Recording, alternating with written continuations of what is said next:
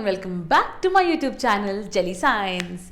हम electricity, current, resistance इन सब के बारे में बहुत कुछ पढ़ चुके हैं।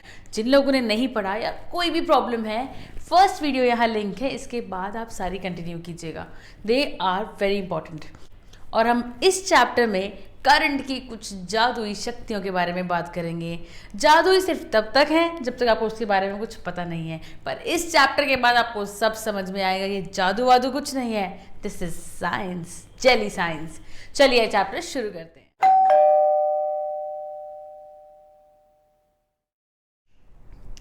तो बच्चों, चुंबक यानी कि मैग्नेट क्या है?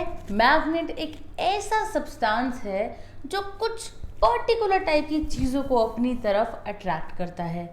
और वो कैसे बनी होती है? वो आयरन की बनी होती हैं, वो कोबाल्ट की बनी होती हैं, वो निकल की बनी हो सकती हैं, या फिर वो स्टील की बनी हो सकती हैं। यानी कि इन चीज़ों से बनी हुई, इन चीज़ों की कंपोजिशन रखने वाली कोई भी चीज़ अगर एक मैग्नेट के पास आएगी तो वो अट्रैक्ट हो जाएगी। तो ये कौन से मटेरियल्स हुए जिन्हें मैग्नेट अट्रैक्ट कर पाए? उन मटेरियल्स को बोलते हैं मैग्नेटिक सब्सटेंसेस, और जो ना करें उन्हें कहते हैं नॉन मैग्नेटिक सब्सटेंसेस। अब मैग्नेट की कई टाइप्स होती हैं।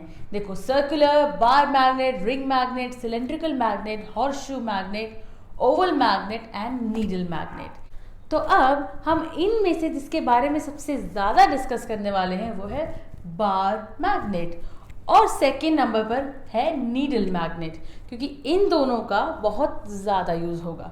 ठीक है, नीडल मैग्नेट का सबसे पहला यूज़, इससे एक कंपस जैसी चीज़ बनती है। और वो कंपस क्या होता है? आई होप आप लोगों ने मूवीज़ में देखा होगा कि कोई गुम हो जाता है तो वो एक कंपस, एक छोटे से डिवाइस की हेल्प से अपनी जगह पर सेफ एंड सिक्योर पहुंच जाता है। तो अब देखिए, मैग्नेट से एसोसिएट होती है एक चीज़ जिसे कहते हैं मैग्नेटिक फील्ड, यानी कि गुंडे मैग्नेट का इलाका, यानी कि मैग्नेट के आसपास का वो एरिया जहां पर उसका इन्फ्लुएंस या फिर उसका असर महसूस किया जा सके। अब ये समझो, अगर एक मैग्नेट यहाँ रखी है तो क्या वो कहीं से भी किसी चीज़ को अट्रैक्ट कर लेगी?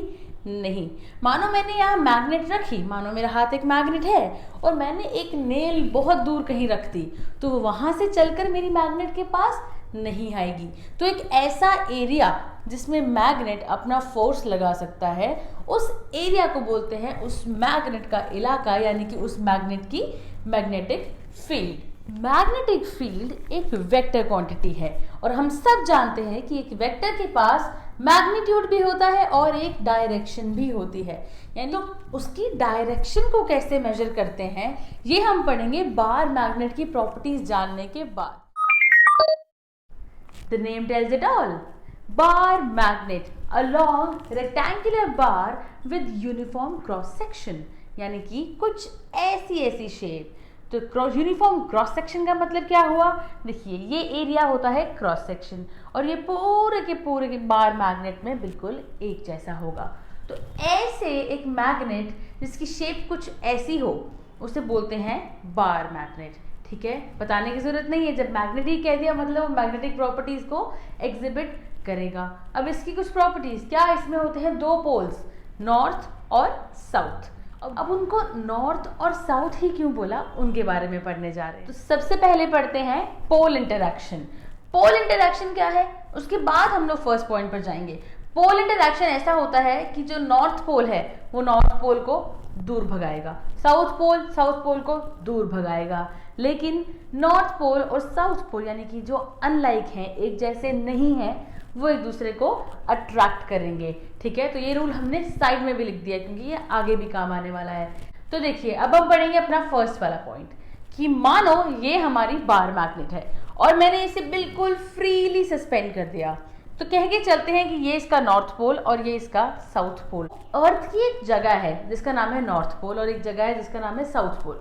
तो जो मेरी मैग्नेट का नॉर्थ पोल है वो अर्थ के नॉर्थ पोल को पॉइंट करेगा, और जो मेरी मैग्नेट का साउथ पोल है वो अर्थ के साउथ पोल को अट्रैक्ट करेगा। नॉर्थ की तरफ, साउथ की तरफ। तुम बोलोगे यार अभी तो बोला आपने कि लाइक पोल्स तो रिपेल करते हैं, तो नॉर्थ को क्यों कर रहा है पॉइंट? वो तो साउथ को करना चाहिए।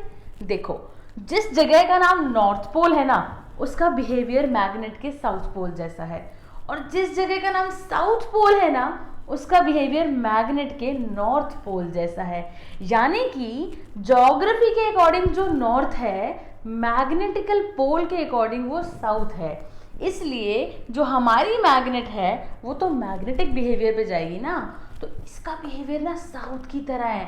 द ग्रीन वन ये मैग्नेट की पोलैरिटी बता रहा है, और ये वो पोलैरिटी बता रहा है जो हमारी ज्योग्राफी ने डिफाइन की है। इसलिए ये नॉर्थ और साउथ पोजीशन में खुद को अलाइन कर लेगा। अब पढ़ते हैं इसकी तीसरी प्रॉपर्टी। हमको लगा यार ये ना नॉर्थ पोल और साउथ पोल को ना अलग अलग कर लेते हैं, तो हमने क्या किया, एक बार मैग्नेट के ऊपर ढम से हथौड़ा मार दिया।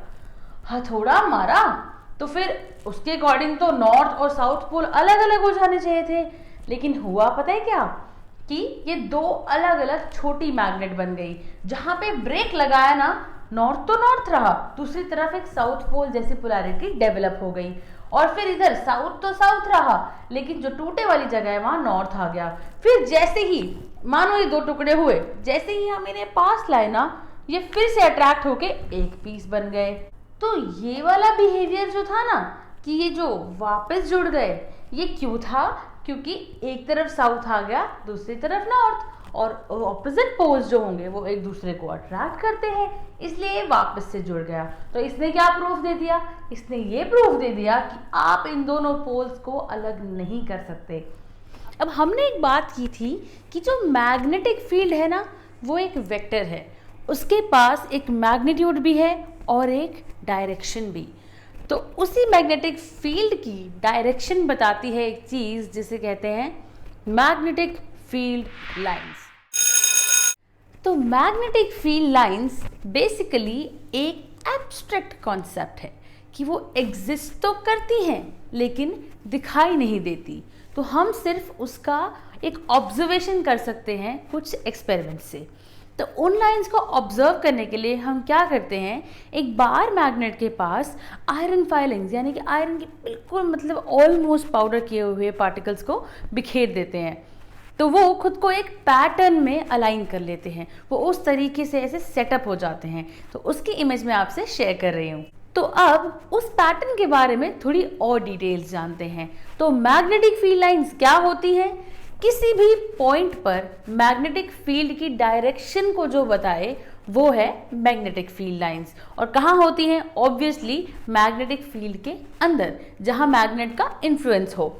इनकी सबसे पहली प्रॉपर्टी कि ये एन यानी कि नॉर्थ पोल से बाहर आती हैं और साउथ पोल के अंदर जाती हैं।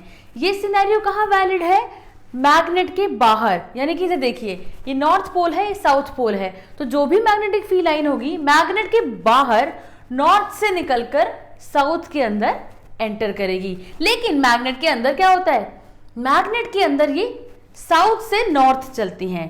तो ऐसे करके ये एक क्लोज्ड कर्व बनाती है। देखिए नॉर्थ से निकली, साउथ में जाकर घुस गई।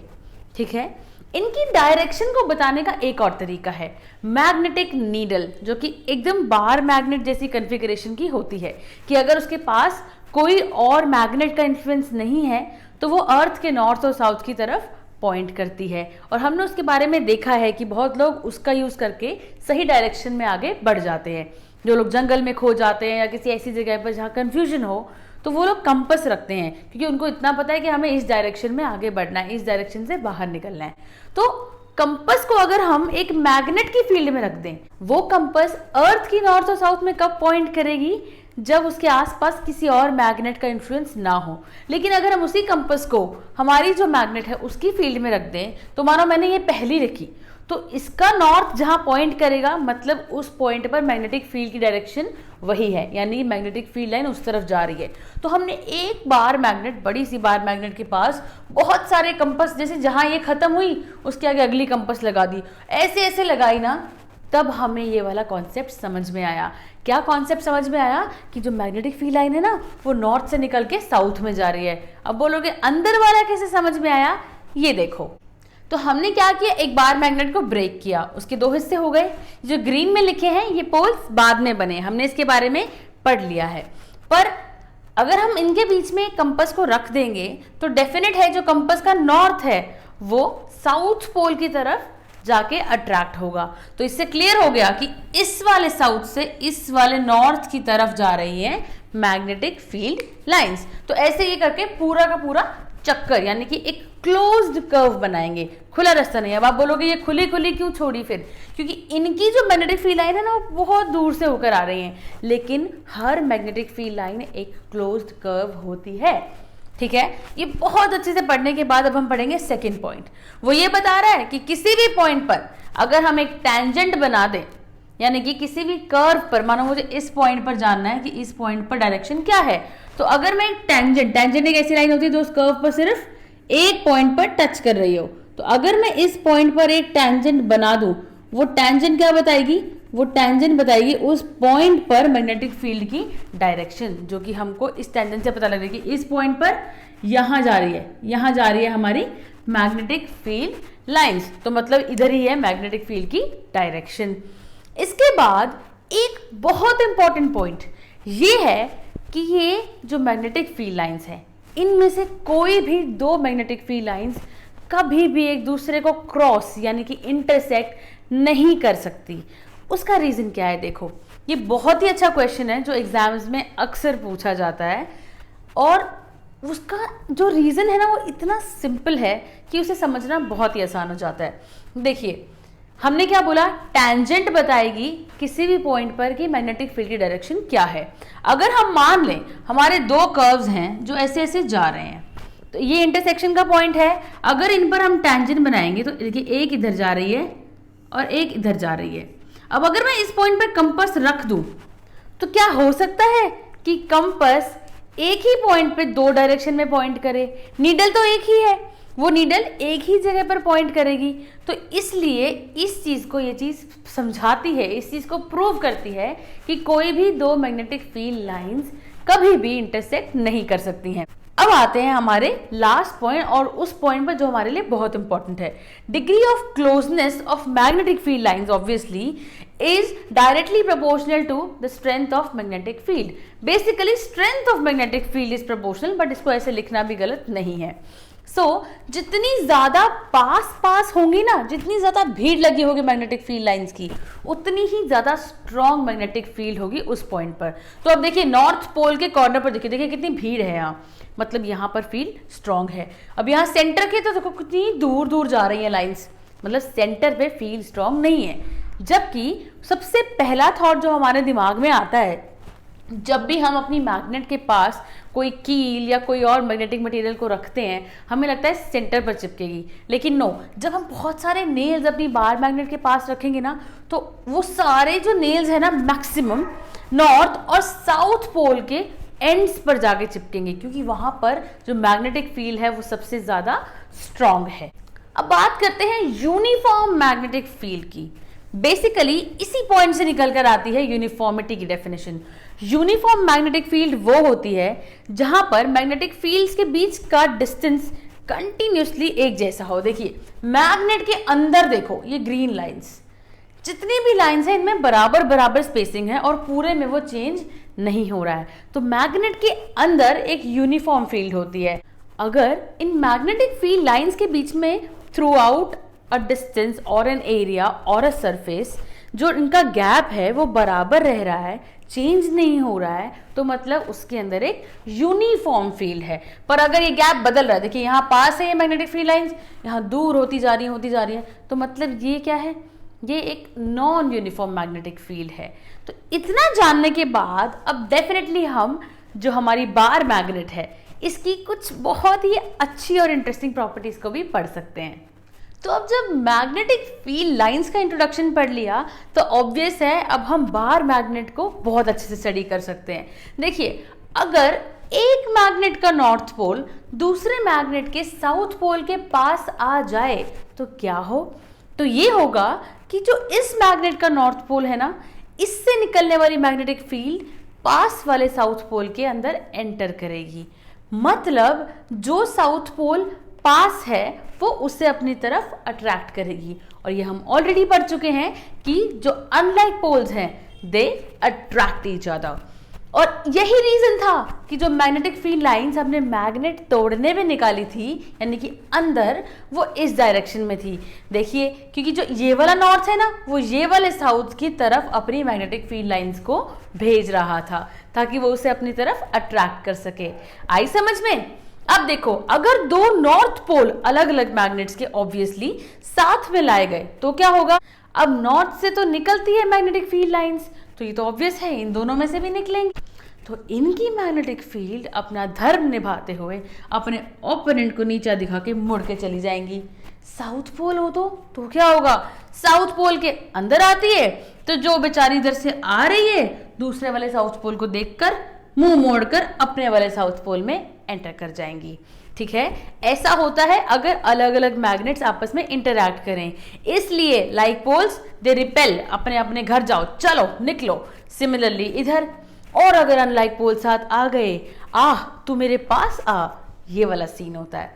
ठीक है, अब मैग्नेटिक फील्ड लाइंस पढ़ ली, लेकिन हम इतना कुछ मैग्नेट के बारे में क्यों पढ़ रहे हैं? क्योंकि हम इतना कुछ पढ़ने के बाद अब फाइनली इस चैप्टर के नाम को साकार करने जा रहे हैं। उसका नाम है magnetic effects of electric current.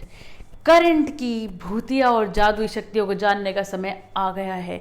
चलिए पर्दाफाश करते हैं। तो एक दिन ओयरस्टेड भैया 1820 में, नाम है क्रिश्चियन ओयरस्टेड, आराम से बैठे अपना सर्किट चला रहे थे तो पास ही में पड़ी मैग्नेटिक नीडल ऐसे धम धम धम हिलना शुरू। भैया भौकाल आ गया जिंदगी में। हिलने लगी धरती, नॉट एग्जैक्टली बट दिल की धरती हिलने लगी कि भाई ये क्या हो रहा है, मैं तो करंट पास कर रहा हूँ। उस दिन ओयरस्टेड को पता लगा कि उसने एक बहुत ही बड़ी चीज का पता लगा लिया है। क्या? कि जो करंट कैरिंग कंडक्टर है ना, इसके आसपास भी एक मैग्नेटिक फील्ड डेवलप हो रही है। तभी तो मैग्नेटिक नीडल जो है वो इस पोजीशन से इस पोजीशन पर आ रही है, वरना क्या मतलब है उसके डिफ्लेक्ट होने का? मतलब कुछ ना कुछ मैग्नेटिज्म तो है। फिर उसने देखा डायरेक्शंस क्या क्या हैं।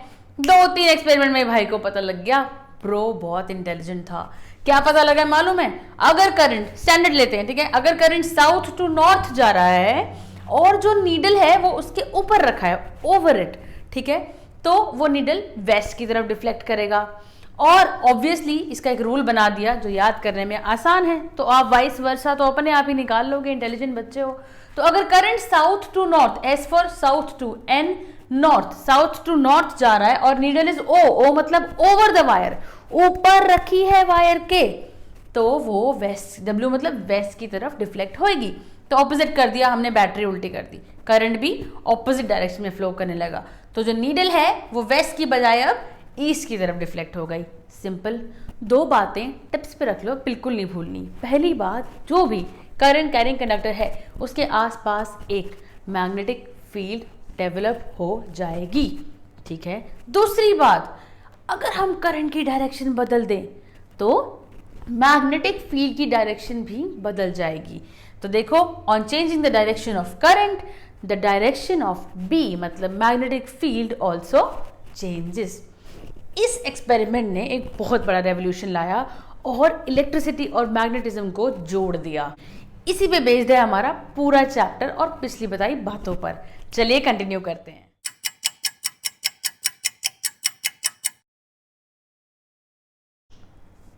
तो देखो, अब पता तो लग ही गया है कि जो करंट कैरिंग कंडक्टर है उसके पास एक मैग्नेटिक फील्ड है। वो कैसी है अब ये पता लगाना है। तो ये कैसी है ये उस कंडक्टर की शेप पर डिपेंड करता है। तो सबसे पहली शेप जो हम ले रहे हैं वो ले रहे हैं एक स्ट्रेट कंडक्टर, यानी कि एक स्ट्रेट वायर के आसपास कैसा मैग्नेटिक फील्ड आता है। तो देखो, अगर इसके लिए एक रूल दिया गया, अगर जो करंट है, जो करंट कैरिंग कंडक्टर है, पकड़ना नहीं है, बस सुनो बात को। अगर मान लो तुमने उसे अपने राइट हैंड में पकड़ा हुआ है, यानी कि your right hands thumb should point towards the direction of current. आपका जो थंब है वो डायरेक्शन ऑफ करंट को पॉइंट करना चाहिए।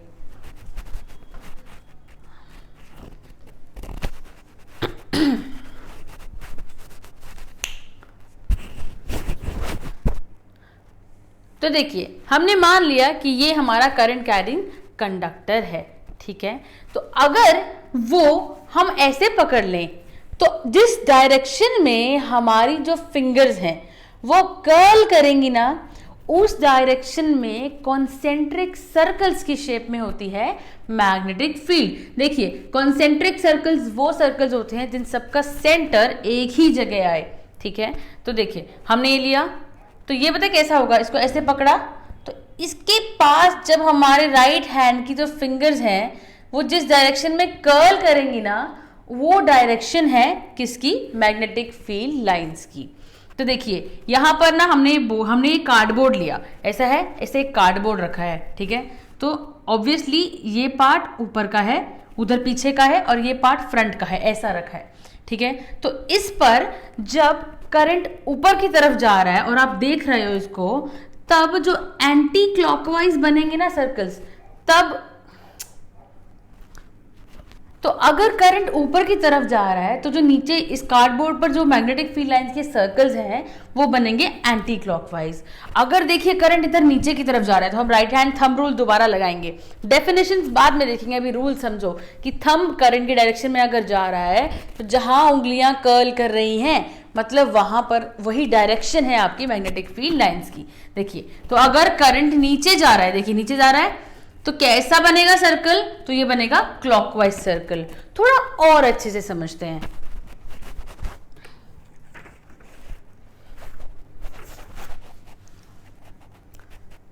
तो सपोज कीजिए ये पेंसिल की टिप वो डायरेक्शन है जिस तरफ करंट जा रहा है। तो हम अगर देखें, अगर हमारा करंट इस पेंसिल की टिप की तरफ जा रहा है, यानी कि हम इस डायग्राम की बात कर रहे हैं, ठीक है, तो पता है क्या, ऐसे करके ऐसे जो हमारा हाथ घूमेगा वो है डायरेक्शन। देखिए ऐसा अगर ये कार्डबोर्ड लिया है तो ये ऐसा है, ये दिखाना चाह रहे हैं।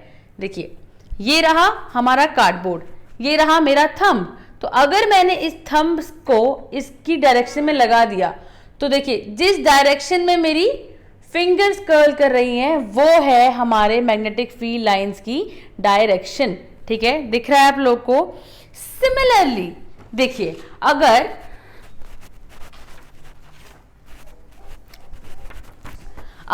हम ऑपोजिट केस ले लें, यानी कि अब करंट ऊपर नहीं, अब करंट नीचे जा रहा है, तो अब मेरा थंब कहां जाएगा, नीचे। नीचे देखिए, अब मैं आपकी तरफ वापस से उस डायग्राम को दिखाने जा रही हूं, ऐसे। ठीक है, थंब कहां जा रहा है, नीचे की तरफ। ठीक है, तो ये ऐसा सर्कल बनेगा। तो अगर हम एक कार्डबोर्ड रख दें उस पर बनेंगे क्लॉकवाइज सर्कल्स। सिर्फ यही डायरेक्शन है जो ये एक्सप्लेन करेगी कि किस पॉइंट पर मैग्नेटिक फील्ड की डायरेक्शन क्या है। ठीक है, आपको याद नहीं करना है clockwise anti clockwise, just use your right hand thumb and curl your fingers. Simple. देखिए मुझे दिख रहा है कि इस तरफ नहीं है, करंट कहाँ है, पेंसिल की टिप की तरफ, तो मैंने अंदर डाल दिया, यानी कि करंट अंदर की तरफ जा रहा है। ठीक है, तो मैंने इसको जब ऐसे घुमाया मतलब यही डायरेक्शन है, और ये कैसा दिख रहा है, ये हमें क्लॉकवाइज दिख रहा है। ठीक है, हमने बस इस डायग्राम को थोड़ा सा टिल्ट करके समझा दिया। तो देखिए फैक्टर्स क्या है, B is directly proportional to I, यानी कि अगर हम करंट बढ़ा देंगे तो मैग्नेटिक फील्ड भी बढ़ जाएगी, करंट घटा देंगे तो मैग्नेटिक फील्ड भी घट जाएगी। ऐसे ही B is inversely proportional to R, और R क्या है, डिस्टेंस फ्रॉम कंडक्टर। तो जैसे जैसे डिस्टेंस बढ़ेगा मैग्नेटिक फील्ड का इफेक्ट घटेगा, और अगर हम पास जाएंगे यानी कि डिस्टेंस घटाएंगे तो मैग्नेटिक फील्ड जो है वो बढ़ती जाएगी। ये तो ऑब्वियस है, ये तो साउंड के साथ भी है, जितनी दूर से सुनोगे उतना कम सुनेगा, जितना पास आके सुनोगे उतना जोर से और क्लियरली सुनाई देगा। तो अगर हम कहना चाह रहे हैं या करंट या मैग्नेटिक फील्ड के बारे में कि ये इस प्लेन से बाहर आ रहा है, तो हम ये सिंबल यूज करेंगे, एक डॉट। डॉट का मतलब है अगर मानो मैंने ये कहना है कि इस पॉइंट से करंट बाहर की तरफ आ रहा है, तो ये यहाँ पे मैं अगर ये चीज़ समझाना चाह रही हूँ तो मतलब हम डॉट बना देंगे। अगर हमें कहना है कि कोई चीज़ पेपर के अंदर या फिर बोर्ड के अंदर या फिर जो भी प्लेन से आप डील कर रहे हैं उस प्लेन के अंदर जा रही है तो हम बनाएंगे क्रॉस का सिंबल। तो इन दोनों को और हमारे कॉन्सेप्ट को यूज करके एक छोटा सा क्वेश्चन करके आगे बढ़ते हैं। क्योंकि हमने ये फैक्टर्स पढ़ लिए हैं, अब हम अपने राइट हैंड थंब रूल की प्रॉपर डेफिनेशन को सुनेंगे। तो देखिए बहुत सिंपल सा क्वेश्चन है, कह रहा है कि पर्टिकुलर कांस्टेंट करंट I जो AB एक वायर है जो प्लेन ऑफ द बोर्ड में है, ऑब्वियसली मैंने 2D में ड्रॉ की है। ठीक है, इसमें से फ्लो कर रहा है। हमको ये बताना है कि P और Q इन दो पॉइंट्स पर मैग्नेटिक फील्ड की डायरेक्शन क्या है। पॉज करके पहले खुद आंसर निकालोगे using right hand thumb rule, पर उसके बाद मैच भी करोगे कि वो सही है कि नहीं है। तो देखिए सिंपल सी बात है, राइट हैंड लेंगे और हमको क्या पता है, हमको कंडक्टर कहाँ पकड़ना है, अपने थंब के अराउंड। चलिए मान लेते हैं ये हमारा कंडक्टर है, पेन तो हम सबके पास जनरली हाथ में होता ही है। तो ये कैप की तरफ करंट जा रहा है, तो यानी कि कैप और थंब एक डायरेक्शन में पॉइंट करेंगे। अब हमको निकालना है पॉइंट P और पॉइंट Q पे मैग्नेटिक फील्ड क्या होगी। देखिए जो हमारा पॉइंट Q है उसके अंदर जा रहा है। देखिए अगर मैं इसके पास अपने फिंगर्स रैप कर दूं तो ये Q के अंदर जा रहा है, राइट। तो ये यहाँ पर क्या आया, यहाँ पर आया क्रॉस। क्रॉस अभी बताया था क्रॉस क्या होता है, मतलब उस पॉइंट पर जो मैग्नेटिक फील्ड है वो हमारे प्लेन ऑफ बोर्ड के अंदर की तरफ है। अब यहाँ दोबारा देखो P पॉइंट पर अगर लगाना है, P पॉइंट पर देखिए थंब कहाँ पॉइंट कर रहा है, करंट की डायरेक्शन में, और फिंगर कहाँ कर्ल कर रही है, आउटवर्ड्स, यानी कि प्लेन से बाहर निकल कर आ रही हैं। तो यहाँ पर कैसी होगी मैग्नेटिक फील्ड, यहाँ पे आएगी डॉट, यानी कि वो मैग्नेटिक फील्ड लाइंस जो कि कॉन्सेंट्रिक सर्कल्स हैं वो इस प्लेन ऑफ बोर्ड से बाहर आ रही हैं। ओके, मान लिया समझ में आ गया है। पर क्वेश्चन उल्टा भी आ सकता है कि आपको मैग्नेटिक फील्ड दे दी, बोलेगा भाई साहब करंट बताओ तुम। तो देखो अब कह रहा है कि ये मैग्नेटिक फील्ड है, ठीक है। एक वायर है AB, उसके आसपास यानी कि इस तरफ ये वाला यानी कि डॉट है, यानी कि बाहर आ रहा है, और इस तरफ क्रॉस है। तो हमको बताना है इस वायर में करंट A to B जाएगा या फिर B to A जाएगा। फिर से आप खुद सॉल्व करो और फिर मेरे आंसर से मैच करो। अब समझेंगे, देखो बहुत ही सिंपल है। यहां से बाहर आ रहा है ना, राइट हैंड के फिंगर्स बताती है ना मैग्नेटिक फील्ड, बाहर आ रहा है, फिंगर्स को यहां से बाहर निकालना है। अब फिंगर्स को यहां से कैसे बाहर निकालोगे, ऐसे, पर नहीं, कंडक्टर के ऊपर तो आना चाहिए ना आपका हाथ, तो ऐसे, यानी कि अगर फिंगर्स यहां से एग्जिट करके और यहां एंटर कर रही है तो थंब कहाँ जा रहा है, देखो A यहां, यानी कि इसमें करंट जाएगा फ्रॉम A to B। फिर से वेरीफाई करते हैं। अब करंट की तरफ अपनी थंब कर लो, थंब कर लिया तो देखो फिंगर्स कहाँ रैप कर रही हैं, अरे सही है, तो वेरीफाई हो गया, यहां से निकल रही है और यहाँ पे अंदर जा रही है, प्रूफ सॉर्टेड। तो इतना पढ़ने के बाद अब सोचो अगर इस सीधी सीधी तार को घुमाकर हम एक सर्कल बना दें और फिर उससे एक बैटरी कनेक्ट कर लें तो क्या होगा, तो वो एक लूप बन जाएगा, सिंपल है। पर उसमें मैग्नेटिक बिहेवियर क्या होगा, अब हम वो पढ़ने वाले हैं।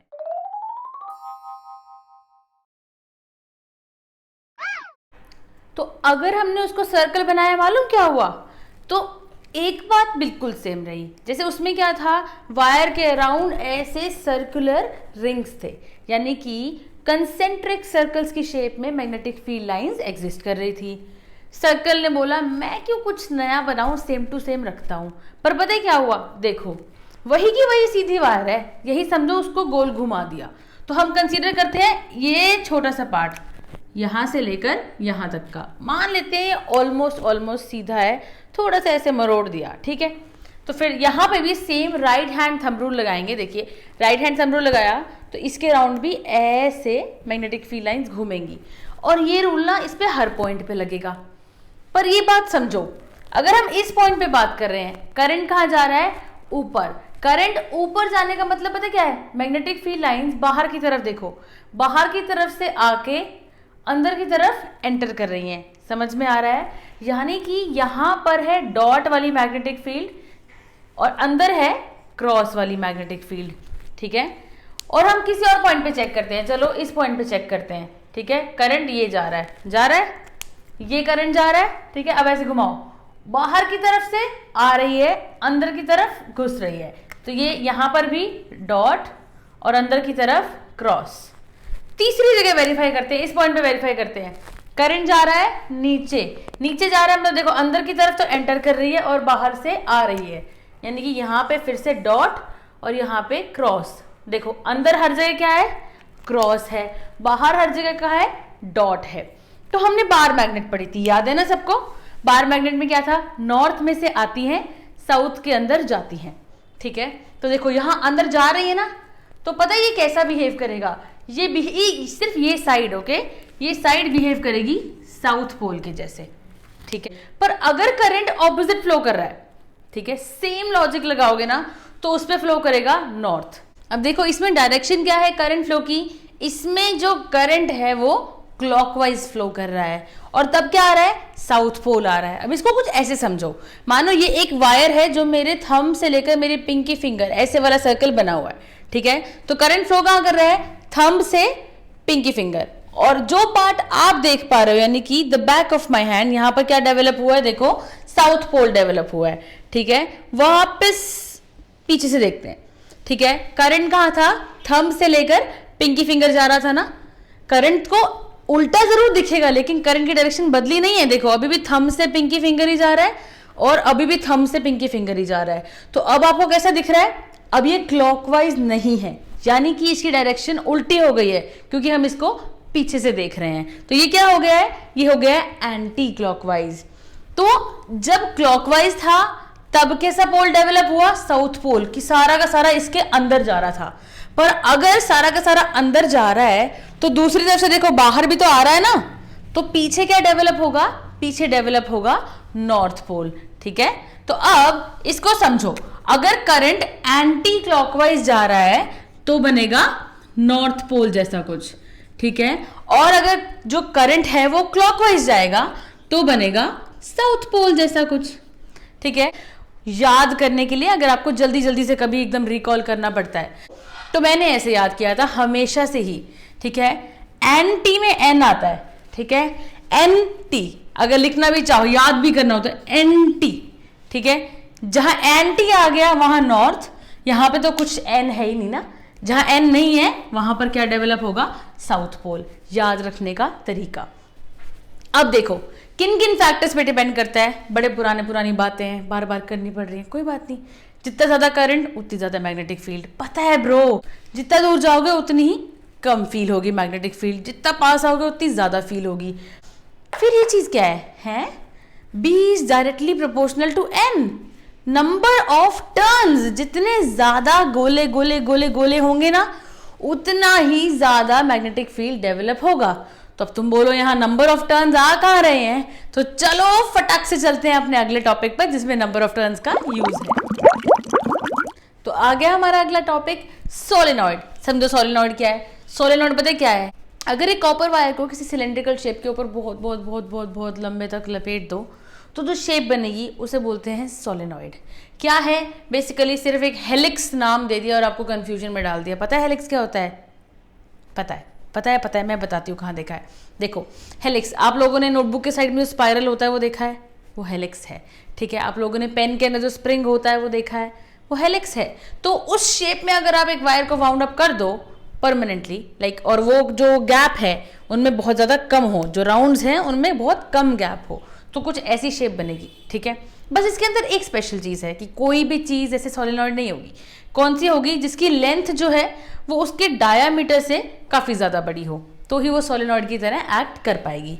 समझ ली स्पेसिफिकेशन। पर एक बात बताओ, सबको याद है ना, अगर एक मैग्नेट का नॉर्थ पोल दूसरे मैग्नेट के साउथ पोल के पास रखेंगे तो क्या होगा, वो पास वाले साउथ पोल से इंटरैक्ट करना शुरू कर देगा। तो हमने 2 मिनट पहले एक चीज पढ़ी है, क्या पढ़ी है, कि अगर हम एक लूप बना दे वायर का तो वो एक तरफ नॉर्थ और एक तरफ साउथ पोल डेवलप कर लेता है, ऐसा ऐसा याद है, ठीक है। तो अब एक बात समझ के चलो, अगर मैं मानूं मैंने एक के बाद एक के बाद एक के बाद एक सारे लूप खड़े कर दिए, ठीक है, ये मेरा हाथ है, ठीक है।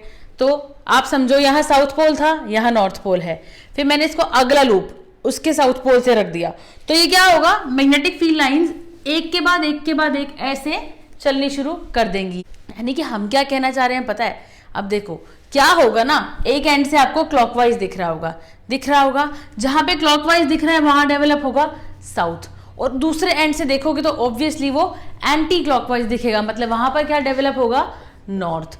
तो इसमें पता है कैसे मैग्नेटिक फील्ड लाइंस होगी, जैसी बार मैग्नेट में होती थी, याद है, ये ऐसी। और ये एक बहुत ही इंपॉर्टेंट क्वेश्चन है जो आपके एग्जाम्स में पूछा जाता है कि ऐसे बताओ, why is it said that solenoid behaves like a bar magnet? तुम बोलना ma'am it is very simple, because the loops जो एक के बाद एक रखे हैं, they develop a south pole and a north pole on the opposite ends of that very solenoid. तो जो मैग्नेटिक फील्ड लाइन बाहर वाले नॉर्थ से निकलती है ना, वो बाहर वाले साउथ तक अपनी मैग्नेटिक फील्ड लाइंस को भेजती हैं। इसलिए ये जो हमारा सोलेनॉइड है ये एक बार मैग्नेट जैसा फंक्शन करता है। सिंपल, इतना ज्यादा आसान था, बस लोग इसे कॉम्प्लिकेट करते हैं। अब देखो फैक्टर्स, किन किन फैक्टर्स पे डिपेंड करता है।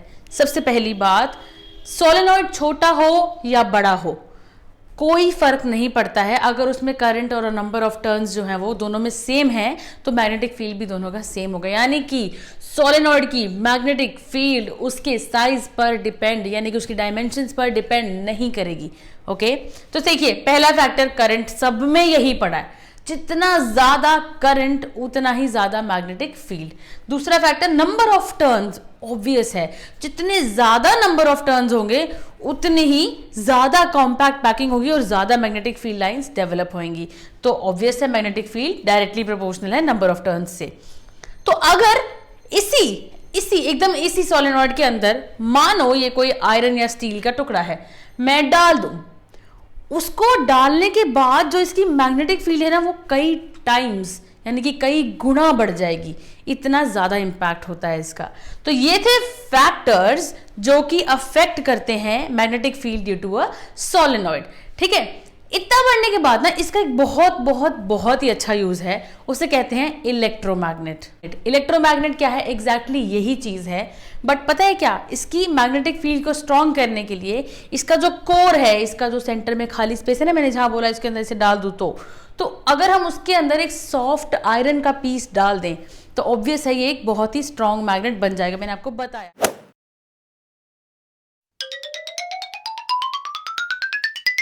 तो ये देखो, मैंने इसके कोर में एक सॉफ्ट आयरन का पीस डाल दिया, तो उससे इसकी मैग्नेटिक इफेक्ट है जो वो बहुत ज्यादा स्ट्रांग हो गया है। तो इसका यूज पता है क्या है, इसे क्यों बनाना पड़ा? सबसे पहले ये बात याद करो, चैप्टर का नाम क्या है? Magnetic effect of electric current. Current है तो मैग्नेटिज्म है, नहीं तो नहीं है। जो वायर है जिसकी हमने बात की, वो अगर बंद पड़ी है तब थोड़ी मैग्नेट है, ऐसी तार घूम रही होती है तब थोड़ी मैग्नेट का काम कर रही होती है। अब इसका यूज क्यों करना पड़ा? लाइक परमानेंट मैग्नेट्स भी तो होती हैं, बहुत बड़ी बड़ी होती हैं, तो वो क्यों नहीं यूज किया? अब समझो एक बिल्डिंग है, एक बहुत बड़ी बिल्डिंग है, ठीक है, उसके अंदर से आपको लोहे का एक बहुत बड़ी चीज को उठाना है, इतनी भारी है कि कोई ह्यूमन पावर नहीं कर पा रही, या फिर उसको करने के लिए बहुत ही ज्यादा लोगों की जरूरत पड़ेगी। ठीक है, तो उस काम को ना ये इलेक्ट्रोमैग्नेट जो है ये बहुत ही आसानी से कर लेती है। तो एक क्रेन है, मानो वो क्रेन इलेक्ट्रोमैग्नेट को लेकर आ रही है। हम दो सिचुएशन लेंगे, एक जगह इलेक्ट्रोमैग्नेट आएगी, एक जगह नॉर्मल मैग्नेट आएगी। तो वो क्रेन इलेक्ट्रोमैग्नेट को लेके आई, जगह पर आई, उसने जहां से जिस चीज को उठाना है उसके पास जाके इस पूरे के पूरे जो सेटअप है, जो भी उसमें अरेंजमेंट है, उस हिसाब से मानो ये है इलेक्ट्रोमैग्नेट और मेरे हैंड को पिकअप करना है, यहाँ पे आगे रखा और फिर करंट ऑन किया। जैसे ही करंट ऑन किया, ये जो आयरन की चीज है या फिर जो भी मैग्नेटिक चीज है वो जाके इसको चिपक गई। और इतनी तगड़ी स्ट्रेंथ है ना इस इलेक्ट्रोमैग्नेट में कि उसने इतनी भारी चीज को इतनी जल्दी उठा लिया। क्यों क्यों क्यों? ज्यादा करंट है उसमें, ज्यादा कॉइल्स है, ज्यादा कॉइल के टर्न्स है उसके अंदर, और उसके अंदर हमने सॉफ्ट आयरन की बार भी रख दी है। ठीक है, उठाई और फिर उसको उठाकर क्रेन अपने पीछे लगे दूसरी जगह जहां पे इसको ड्रॉप करना है वहां पे ले गई, करंट बंद कर दिया और मैग्नेटिज्म खत्म हो गया और ये धड़ से नीचे गिर गई। यानी कि एक जगह से दूसरी जगह उस चीज को निकालने के लिए बहुत ही अच्छे से काम कर दिया। अब अगर इलेक्ट्रोमैग्नेट ना हो और कोई नॉर्मल मैग्नेट लेके आ रही हो क्रेन कितनी बड़ी, तो क्या होगा पता है? रास्ते में चलती सारी गाड़ियां उस पर चिपक जाएंगी, वो ट्रैवल नहीं कर सकती, क्योंकि अगर उसकी मैग्नेटिक फील्ड इतनी स्ट्रांग है ना कि वो इतनी भारी चीज को उठा रही है, मतलब वो रास्ते की हर चीज को अपनी तरफ खींच लेगी। सेकेंड चीज, स्टील क्यों नहीं यूज करा? स्टील इसलिए नहीं यूज करा, जो आयरन है और स्टील है वो दोनों ही बहुत अच्छे से इसके मैग्नेटिज्म को बढ़ाते हैं, पर स्टील उसकी ये प्रॉब्लम है कि कभी कभी like most of the times वो परमानेंटली मैग्नेटाइज हो जाता है और फिर नेक्स्ट टाइम के यूज के लिए नहीं रहता। ठीक है, लेकिन सॉफ्ट आयरन जो है वो मैग्नेटाइज होता है, डीमैग्नेटाइज हो जाता है जैसे ही करंट बंद हो जाता है, इसलिए वो इस फील्ड में बहुत ही ज्यादा हेल्पफुल है। तो अगर हमने एक कंडक्टर को एक मैग्नेटिक फील्ड में रखा तो पता है क्या होगा? देखो हमने इसको चेक करने के लिए एक सेटअप किया, एक मैग्नेट को लगाया, एक स्टैंड से कनेक्ट कर दिया, suppose this is the magnet, और फिर एक वायर का एक स्पेशली पार्ट जो ए बी मान लो, ठीक है, इतना पार्ट कंसीडर कर रहे हैं उसको, ऐसे यानी कि इसके अंदर से ऐसे इसको रख दिया। अभी तो बंद है, अभी तो इस पर कोई फोर्स नहीं लग रहा। तो ये देखो ये मैग्नेट खड़ी है, ये करंट ऐसे है। जैसे ही करंट फ्लो करने लगा ना तो ये वायर हिलने लग गई, हिलने लग गई। इससे डेफिनेटली प्रूव हो गया कि अगर एक करंट कैरिंग कंडक्टर एक मैग्नेटिक फील्ड में है तो उस पर भी फोर्स लगेगा। क्यों लगेगा, आप सब समझदार हो, अभी तो पढ़ लिया यार। करंट कैरिंग कंडक्टर खुद एक मैग्नेटिक फील्ड डेवलप कर रहा है, तो यानी कि ये भी टेम्परेरीली, चाहे एक नॉट सो स्ट्रॉन्ग, लाइक इतनी स्ट्रॉन्ग नहीं बनी, पर मैग्नेट तो है ना, और मैग्नेटिक मटेरियल को अट्रैक्ट या रिपेल कुछ तो करेगी, मतलब फोर्स तो लगेगा। हमको पता था, क्यों करा भाई ने पता नहीं, पर हमको पता है। ठीक है, चलो हो गया।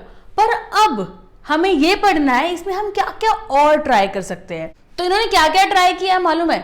इन्होंने एक डायरेक्शन में करंट फ्लो कराया, सब कुछ नॉर्मल रखा, तो देखा कि भाई तार ना राइट की तरफ झुक रही है।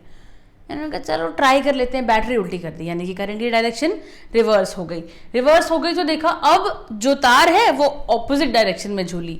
मतलब क्या हुआ, देखो अगर करंट के डायरेक्शन को बदल दिया यानी कि रिवर्ट कर दिया, तो जो फोर्स है उसकी डायरेक्शन भी रिवर्ट हो गई।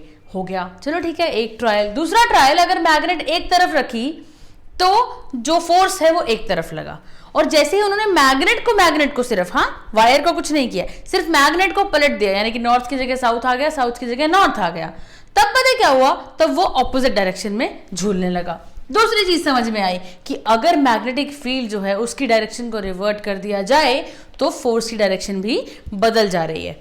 ठीक है, तीसरी चीज क्या देखी, देखो फिर उन्होंने अलग अलग चीजें, एंगल्स ट्राई किए। ठीक है, अगर मैग्नेटिक फील्ड ये है, ये नॉर्थ है, ये साउथ है, और करंट ऐसे जाएगा, तो देखो ये परपेंडिकुलर हुआ, सिर्फ ये थी हमारी मैग्नेटिक फील्ड और ये था हमारा करंट।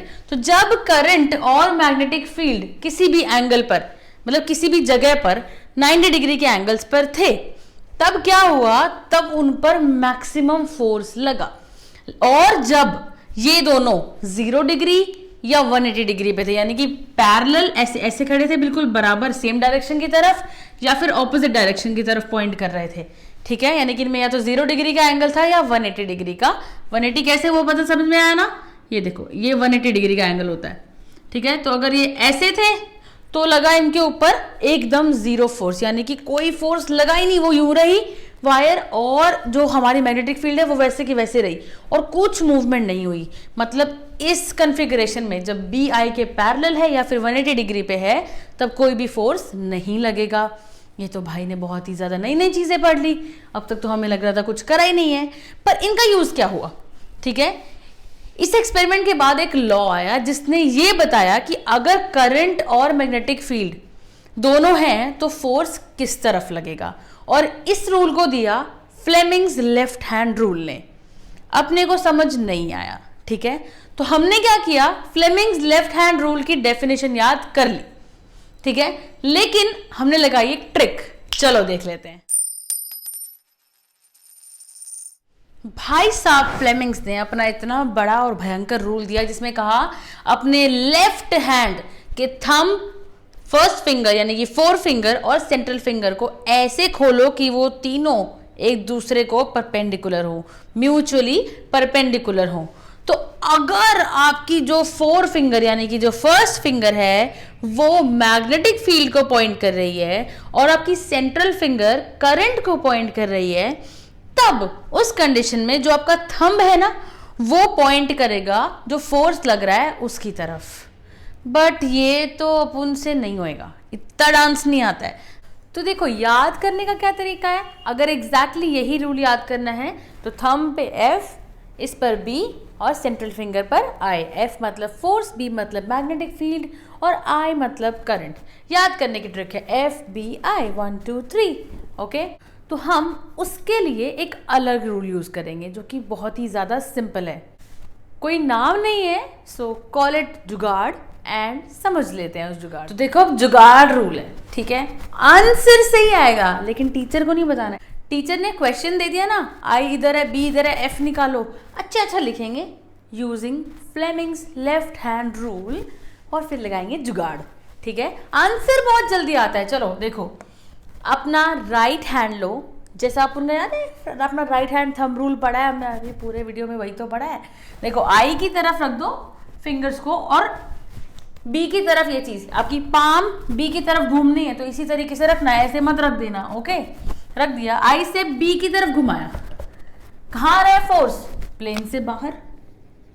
नहीं ब्रो, तू झूठ बोल रही है यार, ये तो जुगाड़ है, हर जगह थोड़ी लगेगा। वेरीफाई करते हैं फ्लेमिंग्स लेफ्ट हैंड रूल से। फोर्स, मैग्नेटिक फील्ड, करंट, ऐसे रख दो। देखो ये मैग्नेटिक फील्ड, ये करंट, फोर्स करेक्ट है ब्रो, हमेशा करेक्ट होता है ब्रो। चलो एक और ट्रायल ले लेते हैं, ठीक है, 2 लेते हैं, टेंशन क्यों ले रहे हो, बना के रखा है। देखो यहाँ पे बी जा रहा है राइट में, आई एस में आने का मतलब है प्लेन के अंदर, देखो कांटा दिख रहा है, क्रॉस मतलब प्लेन के अंदर जा रहा है। तो आप पहले जुगाड़ से करते हैं, राइट हैंड, आई से बी आना है, कहाँ जा रहा है फोर्स, नीचे, ये है भाई एफ की डायरेक्शन। तो अब फ्लेमिंग्स लेफ्ट हैंड रूल से वेरीफाई करते हैं, तुम्हारे लिए मैं वेरीफाई कर रही हूँ, पेपर में ये करने की जरूरत नहीं है। ओके, ये एफ, ये बी, ये आई, लगा दो। चलो ठीक है, आई प्लेन के अंदर जा रहा है, बी यहाँ है, एफ कहाँ जा रहा है, नीचे, क्रॉस प्रोडक्ट है, 11th में आएगा अगर पढ़ोगे तो। वही लॉजिक लगाया है, कोई फालतू का ट्रिक नहीं है, तुक्का नहीं है, आंसर यही आएगा। ठीक है, ये बी है, ये आई है, एफ कहाँ है, इससे कर दूं पहले, ठीक है, फिर तुम बोल देते हो गलत है। ये बी, ये आई, एफ कहाँ आ रहा है, प्लेन से बाहर। नहीं नहीं नहीं, जुगाड़ से ट्राई करते हैं, आई से बी, एफ कहाँ आ रहा है, प्लेन से बाहर। वेरीफाइड, ठीक है, पहला जुगाड़ लग गया। कृपया अपना कमेंट सेक्शन में गिरा कर जाएं, I mean drop a comment below. Please like, subscribe and share, और अब पढ़ लो।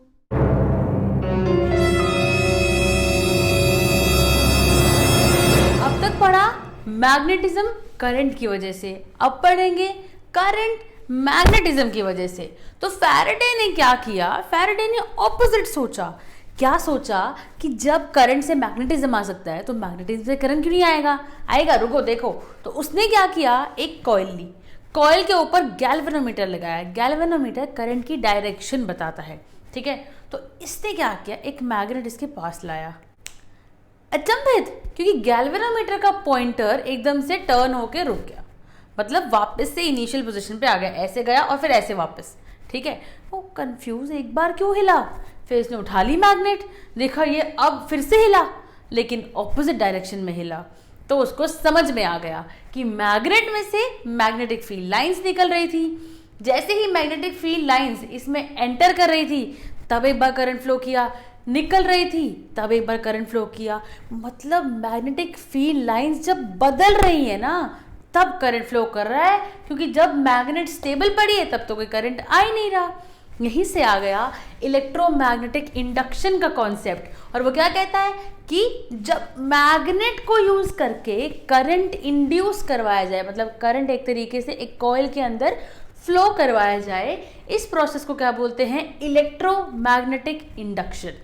ठीक है, नया कॉन्सेप्ट था, तो उसने सोचा अब मैं एक कुछ नया कॉन्सेप्ट और लेके आता हूँ, ठीक है। तो उसने क्या किया पता है, उसने क्या किया, 2 कॉइल ले ली, एक में तो बैटरी लगा दी और एक में सिर्फ गैल्वेनोमीटर। मतलब इसमें कोई ऐसा सोर्स नहीं है कि इसमें करंट फ्लो करेगा, ठीक, लॉजिक वही है। 1 मिनट बाद समझ जाओगे, ट्रिक खेल गए भैया दूसरे एक्सपेरिमेंट के नाम पे। तो उसने क्या किया, उसने इसको कनेक्ट कर दिया, तो मतलब इसमें से अब करंट फ्लो कर रहा है। ये क्या है, सोलेनॉइड। सोलेनॉइड बार मैग्नेट की तरह एक्ट करता है। याद करो हमने क्या पढ़ा कि जब मैग्नेटिक फील्ड लाइंस का नंबर चेंज होगा, चाहे वो बढ़ेगा या वो घटेगा, तब ही करंट इंड्यूस होएगा। तो इसने क्या किया, देखो हमने क्या पढ़ा था, B is directly proportional to I, कह रही थी ना मैं, पढ़ लो, 10 बार हर में बताया, तो दोबारा याद दिला दिया। देखो तो जैसे जैसे करंट बढ़ेगा इसका मैग्नेटिज्म बढ़ेगा, करंट घटेगा तो इसकी मैग्नेटिक फील्ड का इफेक्ट भी घटेगा, तो मतलब मैग्नेटिक फील्ड चेंज होगी ना। तो जैसे ही इसमें करंट फ्लो करने लगा तो इसने देखा कि भैया ये सुई भी हिल रही, एक बार हिली, पर जब करंट स्टेबल हो गया तो वो वापस से अपनी जगह पर आ गई। तो फिर फैराडे भैया खेल गए, क्या किया, घटाया बढ़ाया, घटाया बढ़ाया, जैसे करंट की को चेंज करते रहे। जब करंट को चेंज करते रहे तो इस वाले कॉइल का मैग्नेटिक फील्ड भी बदलता रहा। मैग्नेटिक फील्ड क्या होता है? मैग्नेटिक फील्ड लाइंस होती हैं। तो वो मैग्नेटिक फील्ड लाइंस का नंबर इसमें घुसने वाला चेंज होता रहा। नंबर चेंज होता रहा मतलब इसमें एक करंट फ्लो करने लगा। और इसी प्रिंसिपल को यूज करके हमारा एक बहुत ही इंपॉर्टेंट डिवाइस चलता है, जिसे कहते हैं इलेक्ट्रिक जनरेटर। 2020 के बैच के सिलेबस से वो निकल चुका है, सो हम इसके आगे उसे नहीं पढ़ रहे हैं। ओके, तो अब इतना करने के बाद ना एक लॉ और दे दिया भाई साहब ने।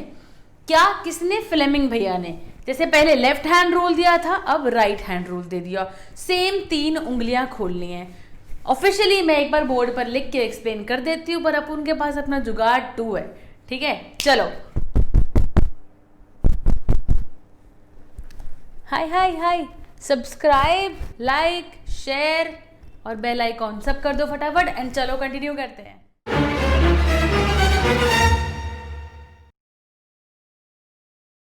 अब फ्लेमिंग्स बोल रहा है अब अपना राइट हैंड लो, वही की वही 3 उंगलियां खोलो और ऐसे खोलो कि परपेंडिकुलर हो। तो थंब बताएगा मोशन, यानी कि मैग्नेट का या कंडक्टर का, क्योंकि मैग्नेट और कंडक्टर कोई भी मूव करेगा करंट इंड्यूस हो जाएगा।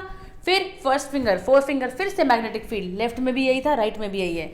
ठीक है, सेंट्रल फिंगर लेफ्ट में था नॉर्मल करंट जो फ्लो कर रहा था, यहाँ पर है इंड्यूस्ड करंट जो हमने इंड्यूस करवाया है। ठीक है, डेफिनेशन आप लोग याद कर लोगे। अब बारी है दूसरे जुगाड़ की। पिछला था अपना जुगाड़, अब करेंगे पराया जुगाड़। देखो क्या था, पहले आई से बी जा रहे थे तो फोर्स पता लग रहा था, राइट। इस बार मोशन से बी जाएंगे तो, क्योंकि हमको क्या निकालना है? इंड्यूस करंट की डायरेक्शन। ये मोशन है, ठीक है। मोशन मतलब ये वाला, ठीक है, कंडक्टर का या फिर मैग्नेट का मोशन। ठीक है, और ये है बी यानी कि मैग्नेटिक फील्ड। अब बताओ इंड्यूस्ड करंट कहाँ आएगा? राइट हैंड रूल लगाते हैं पहले। ठीक है, क्या कह रहे थे? देखो ये मोशन, ये मैग्नेटिक फील्ड, ये ऐसे, ये मोशन, ये मैग्नेटिक फील्ड कहाँ जा रहा है? अंदर, यानी कि बोर्ड के अंदर। ये तो ऑफिशियल रूल ने बता दिया कि क्या डायरेक्शन है करंट की, ये डायरेक्शन है। ठीक है, बोर्ड के अंदर जा रहा है। अब जुगाड़ लगाएं, फिर से अपना राइट हैंड लेंगे, मोशन की तरफ करेंगे और बी की तरफ घुमा देंगे। मोशन से मैग्नेटिक फील्ड पहले था, याद करो पहले था करंट से मैग्नेटिक फील्ड। इंड्यूस्ड करंट निकालना है तो मोशन से बी। ठीक है, अगर फोर्स निकालना है तो करंट टू बी। बस इतना याद कर लो, बाकी ये रट्टा तो मुझे पता तुम अच्छा लगा लोगे। चलो, मोशन से बी की तरफ करा, कहाँ गया? अंगूठा, ठेंगा, ये देखो गया ना अंदर। चलो अब ये वाला ट्राई करते हैं। करें, मोशन से बी कहाँ आ रहा है? बोर्ड से बाहर। क्या यार, आसान चीजें हैं। तो एक बार आसानी तुम्हारे को चेक कराएंगे जब फ्लेमिंग्स राइट हैंड रूल से ये दोनों सॉल्व करेंगे। चलो, मोशन मतलब बोर्ड के अंदर जा रहा है ऐसा, बी जा रहा है ऊपर ऐसा, तो कहाँ जा रहा है करंट? ये तो ये जा रहा है। चलो अब इन दोनों को अपना डांस के स्टेप्स दिखा के सॉल्व करते हैं, because that's what Fleming's had taught us. देखो ये मोशन बी आई, ए घुमाओ भाई, ये मोशन, ये बी, आई कहाँ आ रहा है? ओ शिट, बोर्ड से बाहर। अपन करेक्ट थे रे। अब देखो, अब ये देखो, ये मोशन है, ये बी है, ये मोशन अंदर जा रहा है, ये बी है उधर जा रहा है। कहाँ जा रहा है? कहाँ जा रहा है इंड्यूस करंट? राइट साइड पे। वेरीफाइड जुगाड़। अब इतना करने के बाद एक टॉपिक बचता है 2020 के स्टूडेंट्स के लिए, बाकियों के लिए बाकी का पार्ट आएगा। तो वो टॉपिक है मोटर का। उसके लिए एक स्पेशल 5 मिनट का वीडियो इसके बाद ऐड ऑन किया जाएगा, एंड आई होप 5 मिनट में आप लोग बहुत आसानी से वो समझ जाओगे। बट अगर आप आगे का पढ़ना चाहते हो तो वो भी उसी वीडियो में एडेड होगा। नहीं पढ़ना चाहते तो बस मोटर तक देखो और सटक लो। ठीक है।